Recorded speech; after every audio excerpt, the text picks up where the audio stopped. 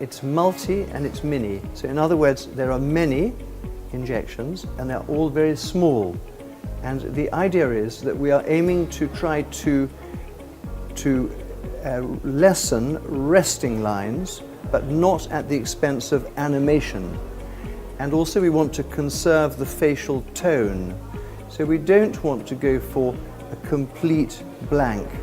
And so in order to do that, Multi-Mini tries to spread the botulinum just in the places where it's needed, just a little tiny bit. Also, the way that it is done is that instead of following a plan that you've read in a book, inject here, here and here, the patient is examined and you can feel and see where the muscle is working and inject at this point. So muscles of the face that make expression they originate from the bone and they are inserted into the skin. And so at the insertion points, you can see when you frown, you can see little dimples above the eyebrow. And these are the insertion points of the corrugator muscle. So it makes sense to inject directly into the insertions because then you know you are reaching the muscle. If you inject according to the standard way, you are making a guess. But if you're doing it with Multi-Mini, you're being precise in your placement, and so therefore you can use much less.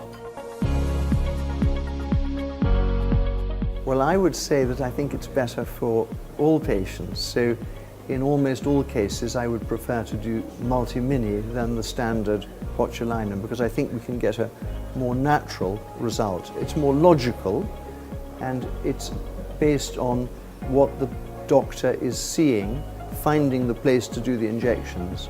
So it seems more logical. It's also more economical because there's less used, and it's probably longer lasting.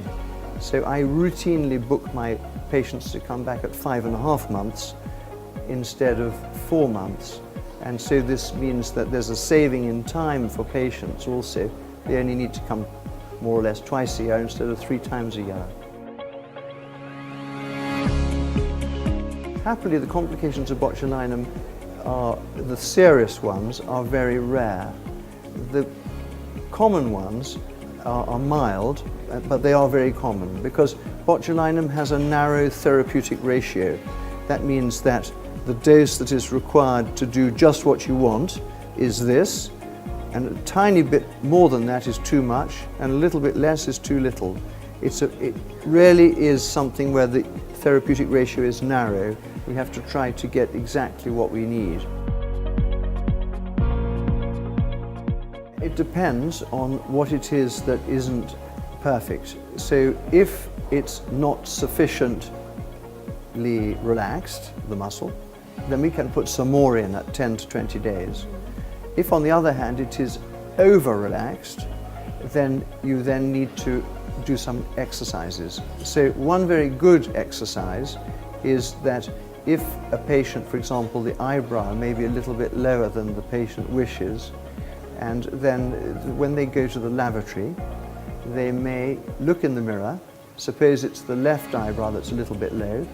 They can immobilize the right eyebrow, look in the mirror, and then make the residual fibers of the frontalis lift the eyebrow up, count to 3 seconds and let it drop. Repeat that again, count to 3 and let it drop.